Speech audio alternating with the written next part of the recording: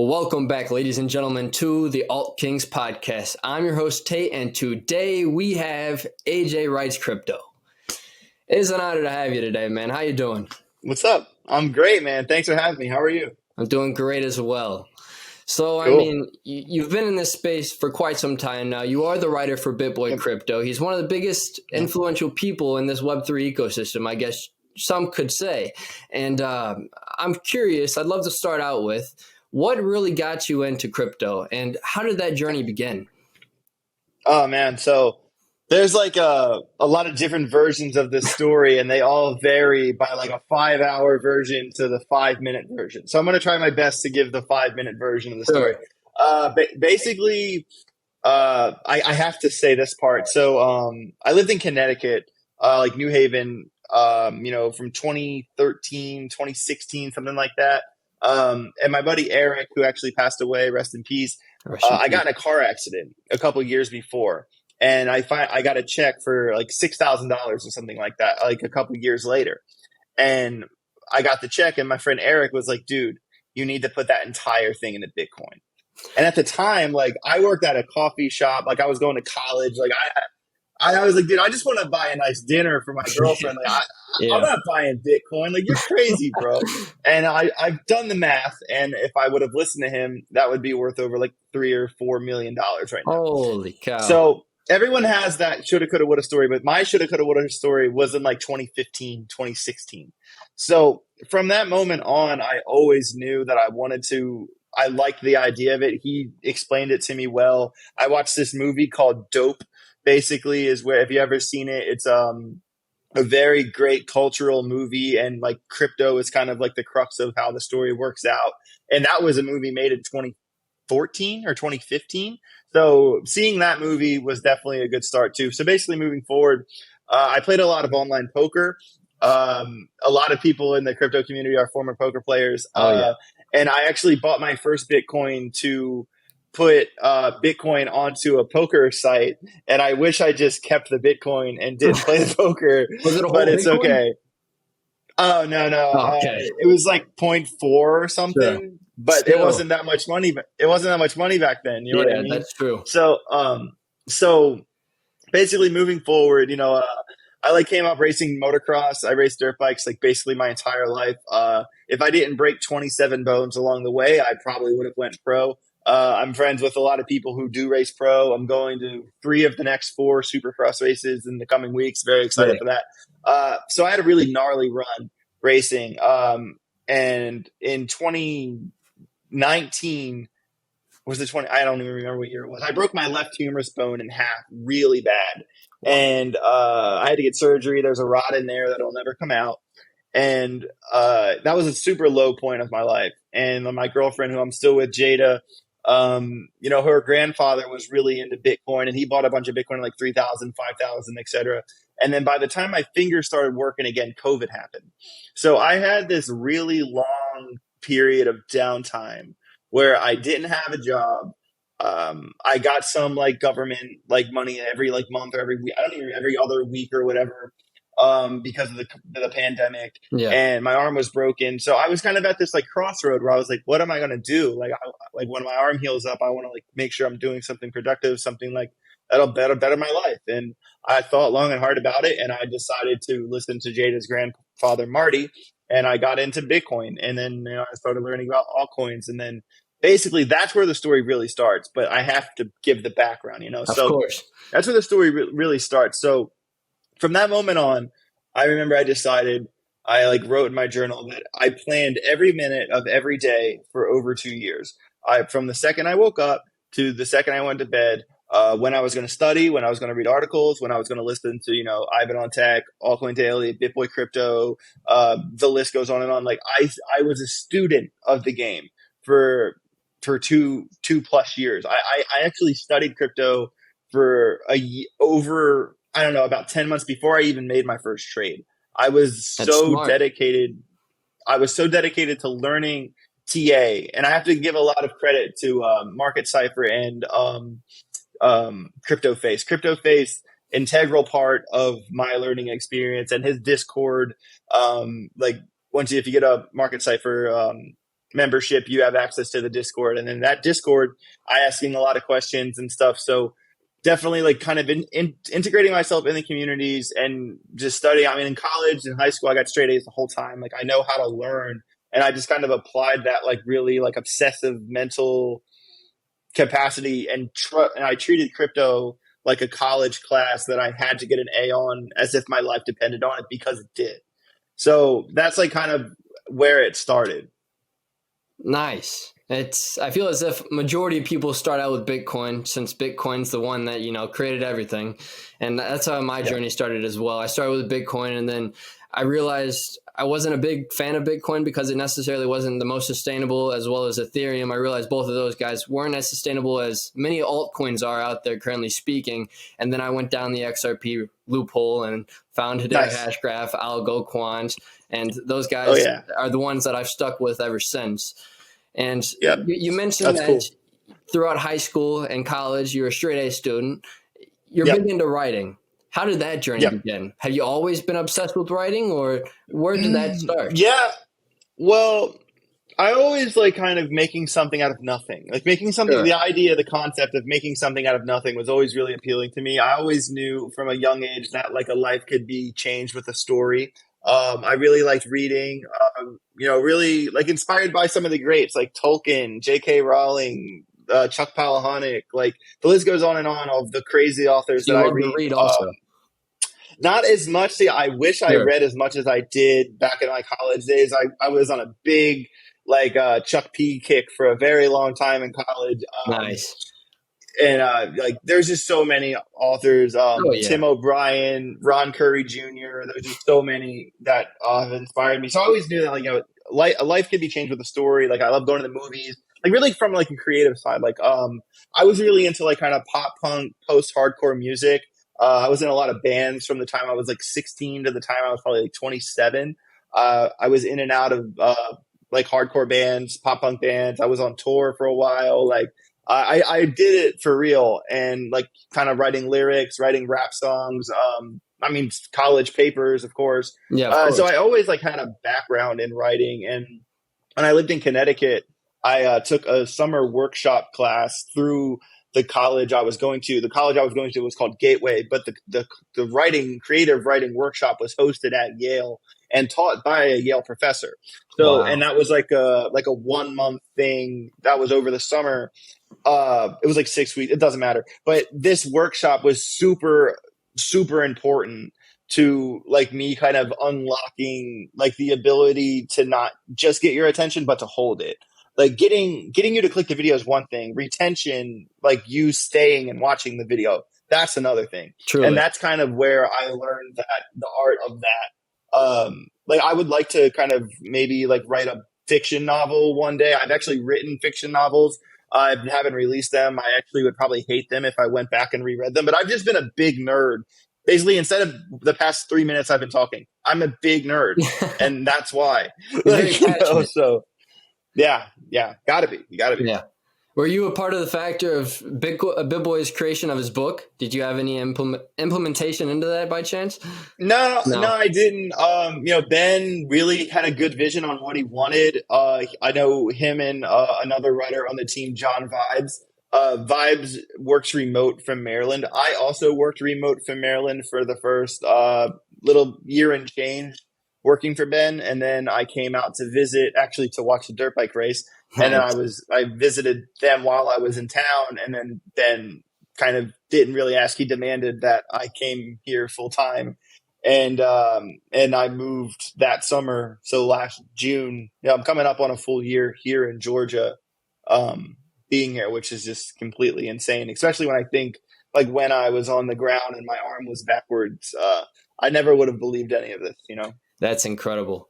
So talking about Ben, how'd you first initially create that connection with him? Where'd you meet him? How'd you connect with him? And then how did this whole entire process really evolve into what it is now, you being his writer? Yeah. Great question. So like I said, I planned every minute of every day. I never missed a Bitboy Crypto live stream. Like even if I missed a couple other videos, I was not missing Ben.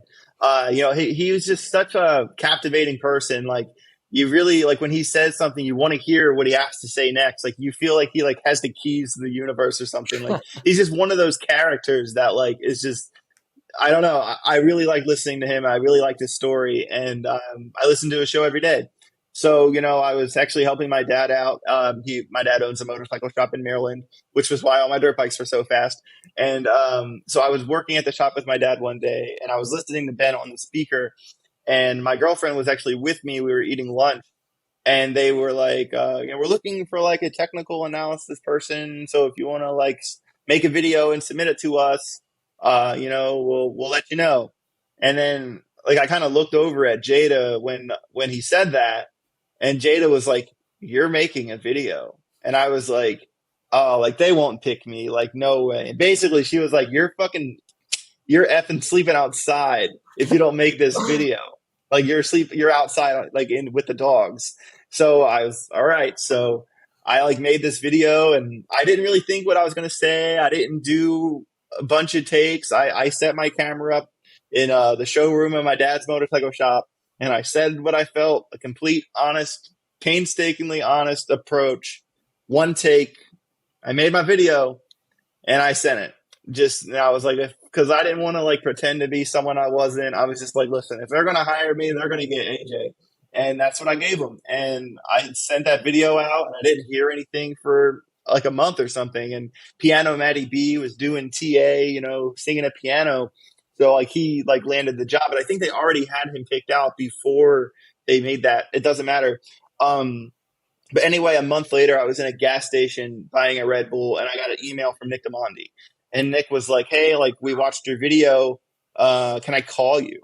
And I just remember like doing a circle in that gas station, and I just screamed like, "Yes!" like as loud as I could, and everyone looked That's at me like I was amazing. crazy, and they had no idea what I was up to.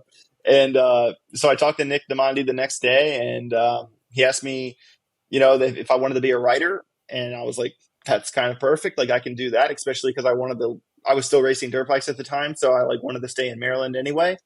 Yeah, and that's just the way it worked out. So it wasn't like it was just a chance thing that I heard him say that, and Jada made me make the video, and I think I always wanted to make the video, but Jada like really pushed me That's because great to I have don't think I somebody would have there to made push it. you and support you during the whole process. And I mean, the rest Yeah. is history at this point, And now I'm Yep. curious, Yep. as being the writer for Bitboy Crypto, what is that? What are those responsibilities? What does that entail? What do you do Yep. on a current day-to-day operations? Yeah, man. So it's an all day, everyday thing. Number one, I'm basically married to all the crypto aggregator sites. Gotta love it. Crypto Panic is one of my homepages. I basically have to know every news story. I'm on crypto Twitter all the time. Like some days I don't even like use it to post. I feel like I would have a bigger following if I posted more. But I use it as a tool. Like I'm reading more than I'm writing on Twitter because I'm like trying to figure out like the drop. Like they say like if you show me the charts, I'll tell you the news. I like kind of see the other way of that. I'm like on the other end of that spectrum because Sure. I'm like by requirement, I have to know every story. I have to know what happened. And just that the pursuit of that education and kind of, getting the inside drop on what really happened. That's a whole other thing because there's what they write and then there's what happened. That's And true. I really learned that from, I'm sure we'll get into that part of the story later, but it's crazy like what we read and what it is. So, and then trying to figure that out, like read between the lines, like you want the gossip, you know what I mean? Like there are a lot of characters in this story. I kind of feel like crypto is like a show on Netflix that we binge watch every day, except Yeah. it's in real life. A lot of So propaganda. yeah, so you kind of got to like kind of get through what's fake, what's real, what's important, what people want to hear, what people don't care about. It's a process. And yeah, so like I said, when we first started talking, I kind of get there in the morning. I help make the live stream for the title. I may or may not help out with Blockchain Basement. I help with around the blockchain, the questions for around the blockchain, writing, working with Ben, working with scripts. The idea is we kind of have like brainstorm sessions where we think about like what kind of content we want to make, and then we'll like execute that. And like There's a like lot it's that like when goes I write into it. this. It's crazy. And Yeah. like when I write a script for Ben, like if I nail it exactly what he wanted, like he will read what I wrote. But a lot of times he is kind of editing it, making it his own. I don't ever want to say that like I'm out here saying everything, typing what he said. That's not the case. He has a lot of input, and this is his channel, and I would expect nothing less. So Yeah. And a lot of it, I feel, is some of it, or maybe a lot, who knows? It's just, right off his lip, right in that moment. He says what's coming from the heart at that moment. It's not necessarily reading word for word, line for line, script for script in that initial moment of those live streams. A lot of it's just coming from his heart. I feel as if that's what he portrays it to be. Totally. Yeah. Ben, like, it's funny. I went on the book tour with Ben, which was such an experience. And I seen the guy walk in front of a couple hundred people with a microphone with basically nothing in his brain. Like, he doesn't plan to say anything. He just goes. And Ben could keep talking for probably 6 hours without stopping. That's incredible. And it still not be boring. It would still be captivating. Like he can just go. He just goes. And that ability, I'm like trying to learn that from him a little bit, because sometimes like my mind moves faster than my mouth and I kind of get tripped up. But then he just goes, it's crazy. Yeah.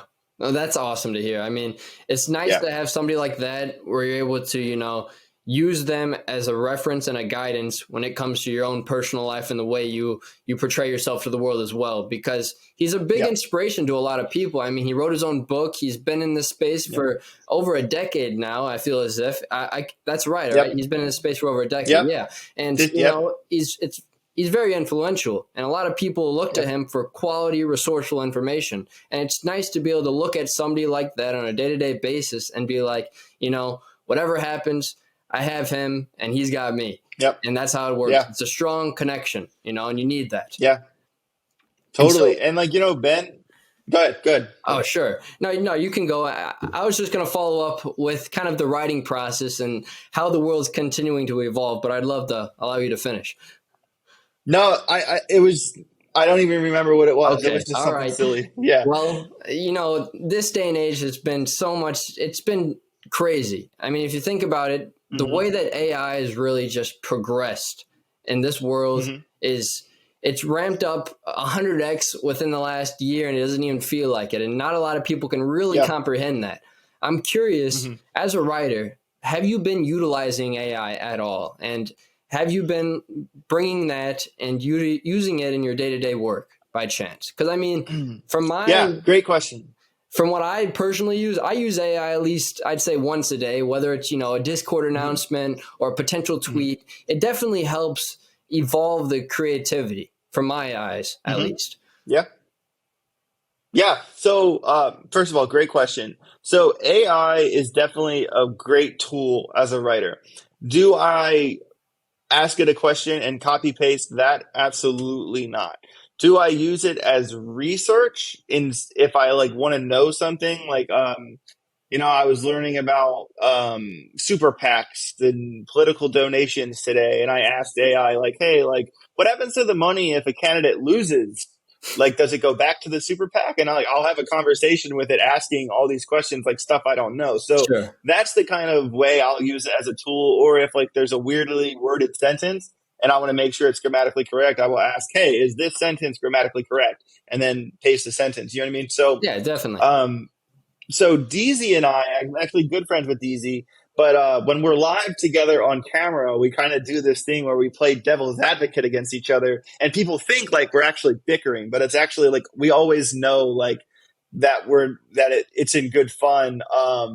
Even though it might seem like it, we've like it's just like it's a part of the entertainment. Sure, we want people to feel like it's heated sometimes. So, but we actually kind of got into a bicker recently on Blockchain Basement, and he basically told me that because I don't use AI to assist me in my writing, that I wasn't giving Ben my best work. And I took offense to this because, first of all, if you're going to write something completely using AI, I can tell. I can read something and tell you if AI wrote it because no one's perfect. Second of all, I'm not writing for what I'm writing is not getting published. What I am writing is meant to be said out loud specifically by Ben Armstrong. I know Ben Armstrong. I've listened. He's a great friend of mine, and I listened to him talk for 2 years before I ever wrote a single sentence for him. Therefore, I know the certain cadence. I know the way he delivers jokes. I know the way he talks. And because of that, AI writing my stuff for Ben is doing Ben a disservice, because I want the character of Ben to bleed through the writing, not what some sort of biased computer would say about it. And it's kind of like if you ever like recorded drums in the music studio, you could do it on a computer, but all the velocity, the sound is the same for everyone. But if a human plays the drums, the velocity of the sound's a little different. And humanized drums sound better than machine-made drums because there's character, there's passion, there's like things a computer wouldn't say. A computer couldn't give you what I'm going to give you. Exactly. And that is why I would never, I can use it as a research tool, but I would never, ever copy paste anything AI says, because Ben is not a robot. Yeah, it wouldn't mirror his tendencies at all. That makes complete sense. Exactly. Yeah. That's a very great answer. I'd put it as. I mean, because AI, like you said, it's pretty easy to pick up on things, because at points it can be very abstract with the way it articulates, paragraphs, sentences. It can be very creative, but then it can also be very overly noticeably creative, to the point where this isn't necessarily coming from somebody, which makes a lot of sense. Yeah. Especially when you like read something that like someone wrote, and then you read it and then you think to yourself, you're not that smart. Yeah, how the hell did they think of this word or something? Yeah, you didn't say that. Like, you know what I mean? So I don't know. I don't know. It's definitely a great tool, and I don't think like AI is going to replace people. I feel like people using AI are going to replace lesser skilled people.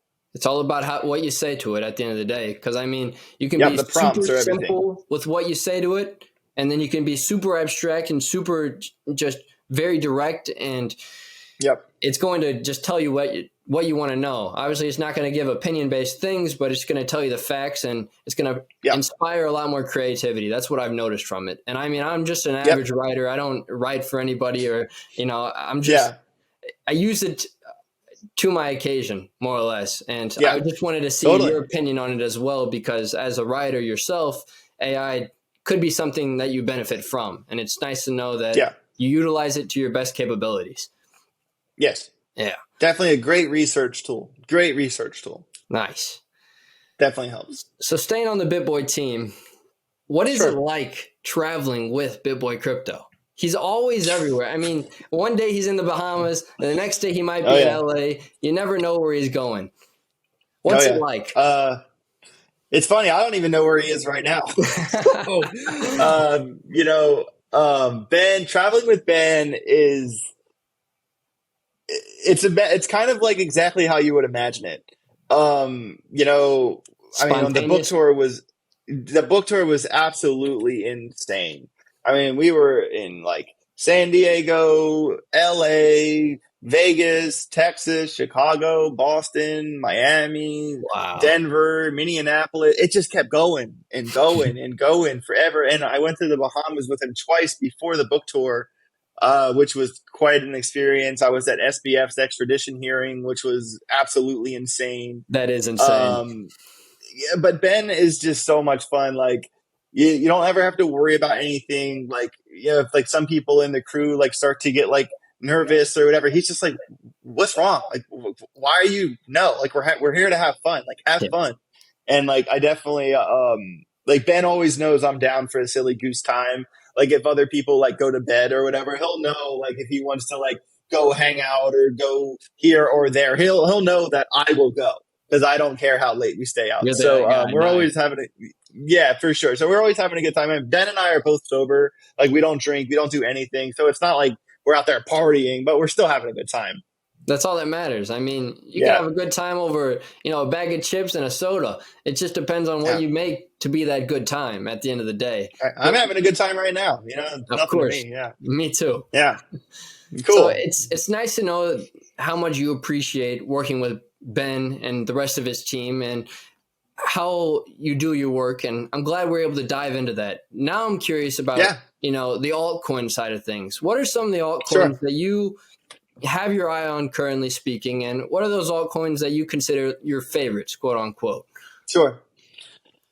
All right. So my day trading side of this, my day trading is way different than how I look at accumulation.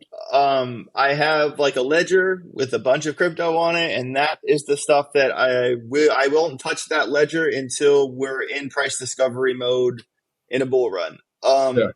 So the way I approach like long time stuff is way different than how I approach short time stuff. So I'll start with the short time stuff. For short time day trading, scalp trading, most of my trades last less than an hour. Sometimes they go more and I'll move my stop loss up. But basically, I look for coins that have that extra hint of volatility. Like if Bitcoin moves in a 1% range, this coin will move in a 12% range. And if you can find the direction and use leverage, you can use that volatility to your advantage. Coins I like to day trade. I've been recently, my favorite day trade coin has been AJWritesCrypto Singularity Net. That coin just moves. It just goes, and you can ease it. Like you can, when it starts putting on higher highs or lower lows on like a 2-minute chart, it's so obvious that it's about to run 1 or 2% this way and then turn around and go 1, 2 or 2% the other way. Wow. And if you're using 5x leverage, you make a 10% gain and a 10% gain and a 10% gain all day long. So AJWritesCrypto is a coin that I've watched so much. I know I'm very good at watching it move. People have asked me for them to give me money to tell them my position, and I can't do it. Maybe one day if I get my own YouTube channel, I was thinking about going back to school and becoming an official financial advisor. Nice. That way I could actually help people with their crypto. I mean, there are YouTube channels that give financial advice that don't give financial advice, but I was thinking maybe even do like super followers on Twitter or something like that if I like wanted to give some of my positions away. But it would have to be done very carefully. It would have to be for the right price because this isn't free. You know what I mean? So especially dealing with other people's money. I mean, because worst case scenario, they miss that trade, they lose a shit ton of money, and then they're kind of looking back at you and like, "What the heck, man?" But at the end of the day, it's not in your power. It's their choice to make that decision. Exactly, and a lot of times, I have to make sure before I take someone on to help them with trading is that they're educated with trading enough to a point where I don't feel bad about giving them advice. Because if I'm telling someone like, yeah, I'm going to go short on this coin, but I'm waiting for a retest, and then they go short on the coin when I said that, and the coin goes up, I'm like, well, I said I was waiting for a retest, and they don't know what that means. Yeah, they don't know I'm waiting for it to go up so then I can short it. Like so. I have to make sure you know what I mean? And even then, I don't really know the gray tape of the legality of helping people trade. So I've just stayed away from it. Like I'm not saying I won't do it one day or a variation of it, but right now that's why I don't do it. Sure. But basically, so Phantom is another great coin to day trade. It has a little bit of a bigger market cap than AJWritesCrypto, but it is still a fairly predictable coin. I don't really day trade coins like Bitcoin or Ethereum or Cardano. It's not worth it. Like I'm looking for coins outside of the top 40. Those are the coins that you want to day trade because you want that volatility. There's 20,000 out there. You got plenty to choose from. Exactly. So you want the volatility. So for long-term holds, basically my this is very controversial. A lot of people don't like my take on this. I will never own a whole Bitcoin. In fact, I don't own any Bitcoin. I don't want any Bitcoin. I'm not a multimillionaire. I'm not even a millionaire. And because of that, I have no intention. If I had $10 million, I would be cool with holding Bitcoin to hedge inflation. Other than that, it's not doing me any favors. If it goes back to all-time high, what am I going to do? Not even 3x my money? I'm not in crypto to not even 3x my money. It's a very good point. No, sir. Absolutely not. That's why I don't buy Ethereum. My biggest coin that I own is Cardano. And actually, I got this book in the mail from a writer named John Green. He wrote this book and he sent it to me. I read like the first probably 30 pages. It's really good. It's called Cardano for the Masses by John Green. Wow. Shout out to him for mailing me this book. I'm going to finish it one day, but it's a very, very big book. Yeah, it looks thick. Come on, man. I work a lot, bro. So, but I am giving it hell. So shout out to him. So Cardano is the biggest market cap coin I'll hold. So the rest of my accumulation bag. So before I go into the other coins, last bull run, I missed out on a lot of money because I was over diversified. I felt like I had to have $1,000 in 20 coins. I didn't, and because I was so scared to miss a pump, I did not want to miss a pump. If something pumped and I wasn't in it, I was so upset. But like I played the game wrong by being so spread out. So despite a lot of really hot takes out there, my controversial statement is to hold less than 6 coins and don't hold Bitcoin or Ethereum. I'm on the same boat as you, my friend. I hold only 4 coins. That's it. I love that. There we go. You're thinking. That's smart. That's smart. See, I was saying 4 coins, but then I decided there are coins that I want to be in that are outside of. Maybe a small bag here and there. Just you don't want to expand your horizon a couple grand, where you don't have really any capital. Say if you're working with a small position, you don't have much money to invest in a crypto, nor do you want to potentially lose money from crypto. You don't want to expand yourself out so far where you don't have much money in everything, and when prices do start to spike in the bull run, you won't be making those gains as much as you wish you could have. Exactly. So that's literally 100% how I feel about that. And I'm glad that, other people are seeing it that way. Cause some people are like, oh, like I'm holding 40 coins. Is that too many? And I'm like, that's too many by 30. Like, you know what I mean? So, it's crazy. It's absolutely crazy. The mindset behind some people's trading strategies, I just don't understand, and I don't care to understand. So anyway, here we go. That point.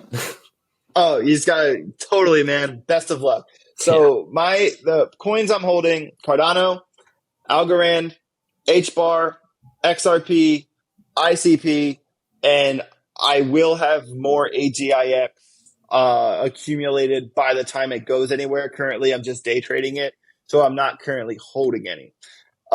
With that all said, I really liked before. I was kind of like with Algorand, for example, last time it was at 30 and it went to 42. I actually sold my entire bag at 40 cents. Wow. Because I thought Bitcoin was going down, and then sure enough, Bitcoin went down. And then I bought most of my Algorand position around 17 cents. So I have kind of played that game where you get all the way out and get all the way back in. And I wouldn't advise that game unless you're really spending a lot of time with the charts. You got to be spending a lot of time to be plugged in like that. But I have made those kind of moves before, but those same kind of moves kind of bit me in the butt last bull run. So this time, if I'm holding it, I don't like holding things while they're falling. It drives me absolutely crazy. I'm like, why am I just losing money? But with that, Ben has kind of talked me into taking a more long-term approach. Kind of like, dude, no, it doesn't matter what you buy right now. And it doesn't matter if it goes down 20% tomorrow. You're not selling this tomorrow. You're selling this at the top of the bull run, which isn't tomorrow. So it's a very good point. That's kind of the way I've been looking at things. So, and that's why I separate from the beginning. I separate my day trades from my short term, because my short terms are for the short term. That's like kind of my trade, have fun, leverage trade, do what I want bag.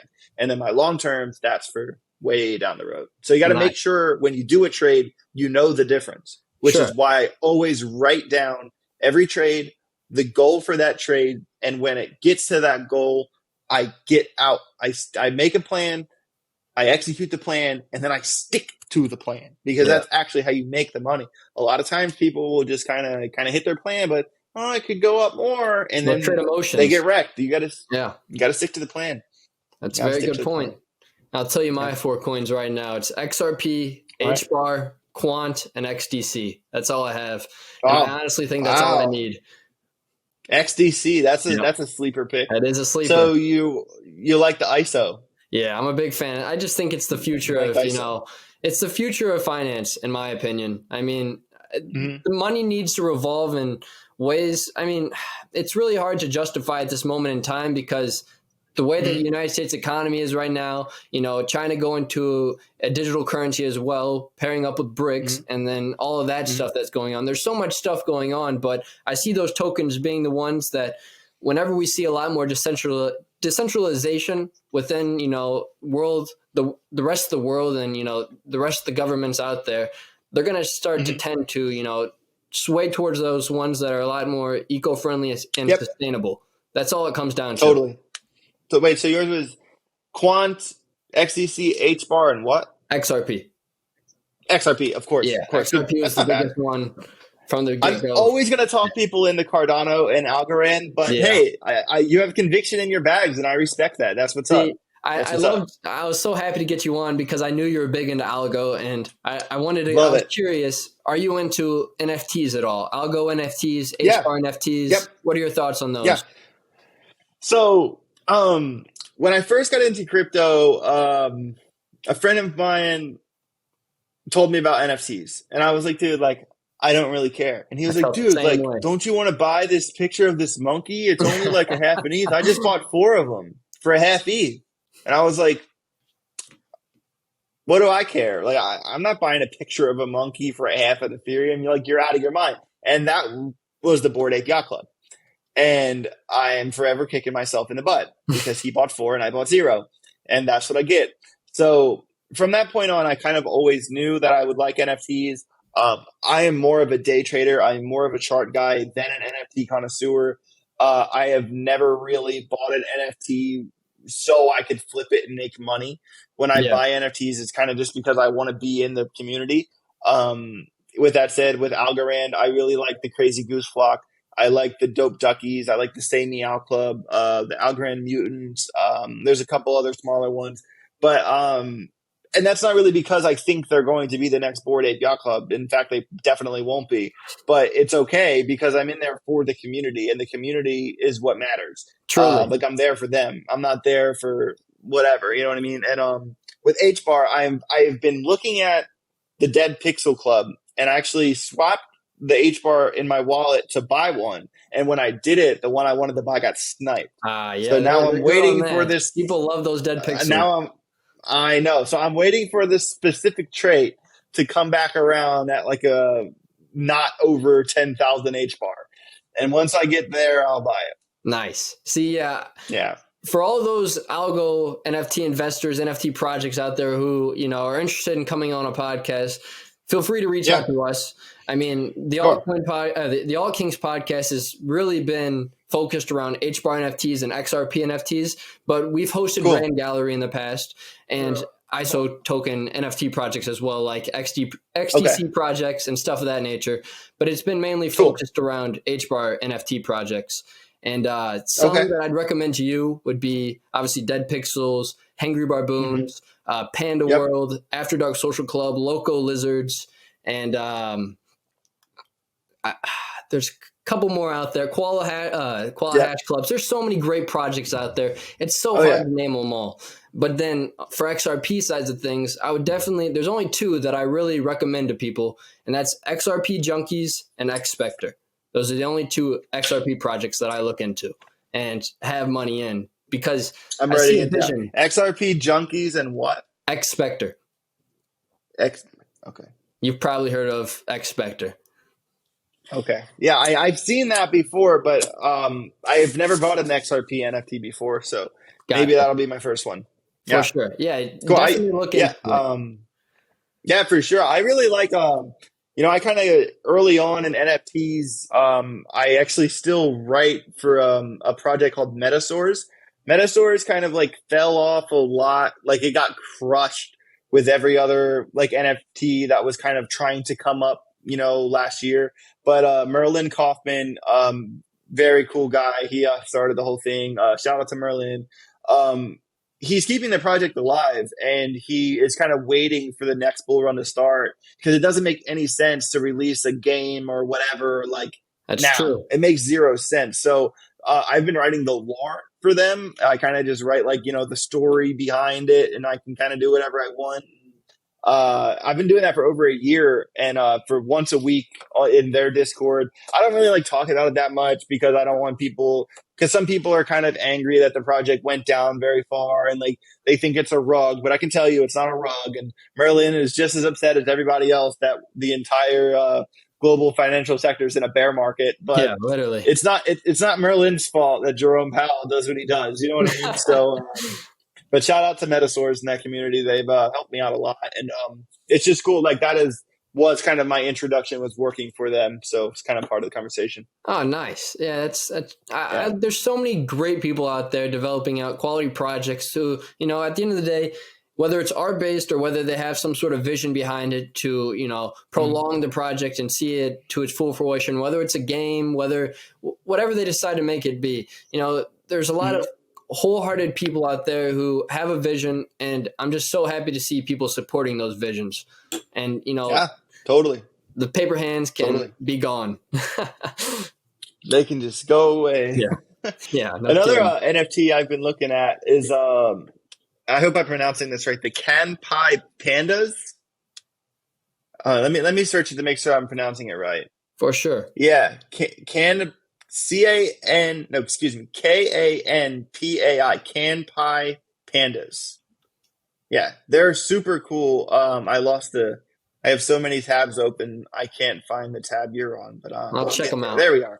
All right, so the Kanpai Panda is actually super cool. When we were in the Bahamas with Ben, we met one of their founders, this guy named Ice Bags, is super big on Twitter, and like Kanpai Pandas has like John Jones like wearing their T-shirt to press conferences for the UFC. Wow. And he's like real big into fighting, and he even like kind of sparred John Jones like in like a hotel lobby and stuff. And Ice Bags is just such a nice guy. When I met him, like playing poker with them and stuff, and like I'm just stoked on his project. And I haven't bought one yet, but I'm going to. And it's just really cool how they're kind of getting into the UFC. They're sponsoring more fighters. It's a cool one to follow.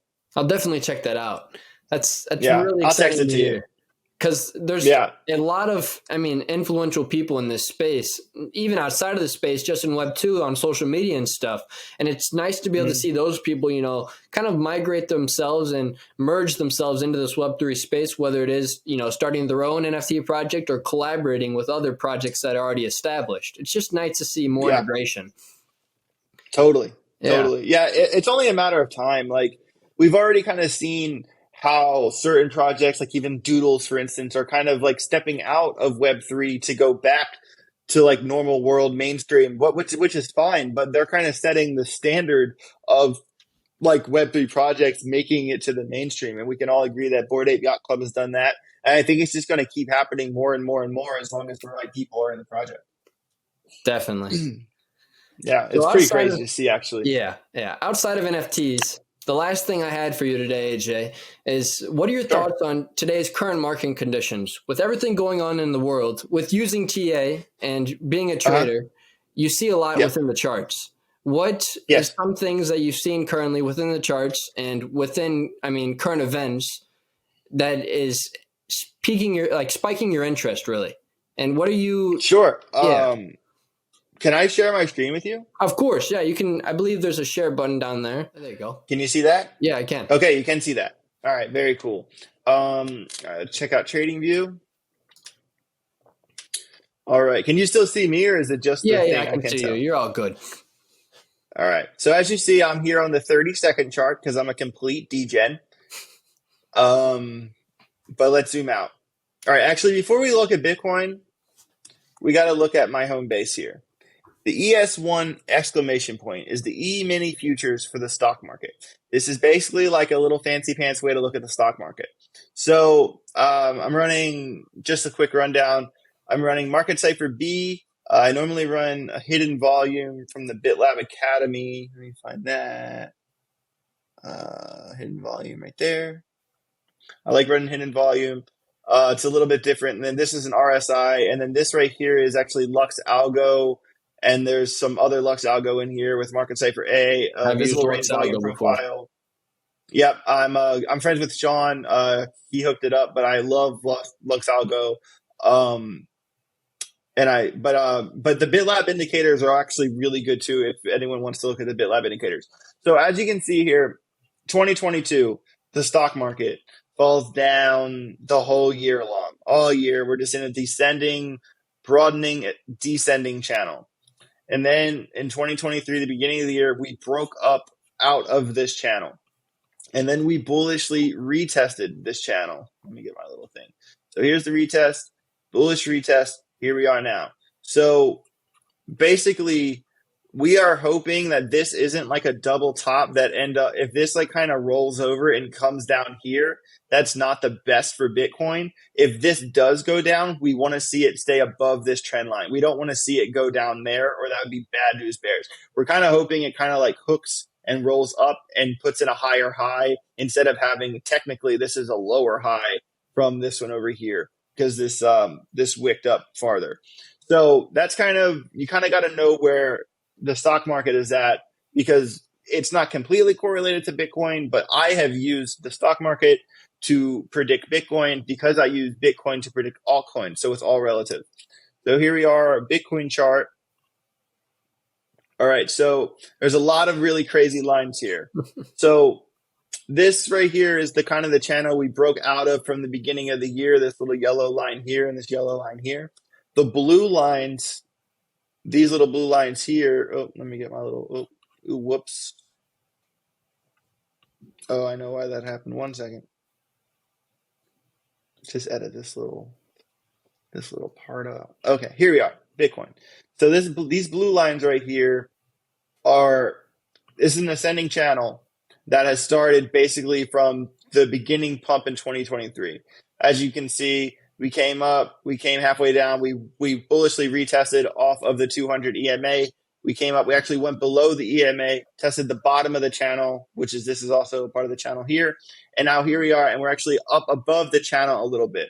So at the same time, this is the daily chart and we're in this ascending channel, but we're also in a strange little bull flag right here. So if we kind of zoom in onto, like, say, the 4 hour, there we are. Basically, we're trading inside this bull flag until we don't anymore. And as you can see, we're actually above the channel. That blue line is that ascending channel. So if Bitcoin can actually find a way to get above, 29 and stay above 29, say if it bounces off this blue line and goes up and then bounces off that and makes a new SR level and continues on, that would be 30,000 in the cards 100%. Right now, we're kind of in this weird little spot where we're waiting to see if the stock market chart I showed you, we're waiting to see if that double top is confirmed or if it turns back around and puts in a higher high. That will also determine kind of, I think, a little bit to what's going to happen with Bitcoin. And we're kind of just going to stay in this channel here until we make a move. I'm waiting to see exactly which way that move will be. And this channel, for the record, is basically a 9 or 10% channel that we've been in for 17 days. We've traded inside the same 11% for Bitcoin. So I kind of feel like something's going to load up here. Which direction we're going to go, this is kind of where, unfortunately, I'm leaning more bearish because of how I look at the daily chart. So when you look at this, we are up outside of this channel, and that's great. But if you kind of look at the RSI is coming down from the 80 line. I use 80-20 for RSI instead of 70-30. I just like it better. And then also on Market Cipher here, you can see that, one, there's a red dot, and two, the price on the wicks here has gone up here, and this momentum oscillator has gone down here. And that is a classic example of bearish divergence on the daily chart. It also, you can see the bearish divergence playing out on the RSI on the daily chart as well. Makes so sense. I kind of foresee Bitcoin possibly coming down. This is kind of where there's a little bit of work involved. If you run the visible range volume profile, this over here shows where the most amount of buyers are sitting. The most amount of buyers, well, actually, when you kind of come out here, it'll reset. Okay, so see this little volume gap here? Yeah. Right here is where we are, but then there's a gap in the volume profile to here. That is super important because 25K is a very important level, and there's a reason we need to stay above it. Because if we kind of go back through history, let me pull up the weekly chart, or I'll even go 5-day chart, whatever. As you can see where we are right now. Oh, let me pull this over a little bit. Yep, there we go. If you kind of draw this line from here, See how we're below that previous level Yeah. right here? This level, this is a very important SR support resistance line, because this is where this was the floor for us back when in 21, before we double topped. So now we're actually below that. So if we can, like I said before, we need to get above that SR level and continue on. If we get straight rejected at this SR level, I'm looking at us probably coming down this channel. That would be super unfortunate, but I see that maybe happening. I'm trying to get rid of that little squiggle right there, because we are on top of the channel, but we're also in a bull flag, and we're right on a really important previous SR level. So there's so many ways this could go. We're at a really important wait and see moment. But if you pull a fixed range volume profile from the beginning of 2023, oh, did it not work? Oh, I think I pulled a fib, not a fixed range. Okay. If you run a fixed range from the beginning of 2023, I did this earlier, right here, you will see that this matches up with this volume node right here, which is 23,000. 23,000 would work out, and it would even bounce off this line by May, I don't know, the end of May, maybe. Yeah. If it could come down faster, Yeah. but this kind of makes more sense to me if that's assuming we continue putting in higher highs like this that are higher than this high here. But at the same time, I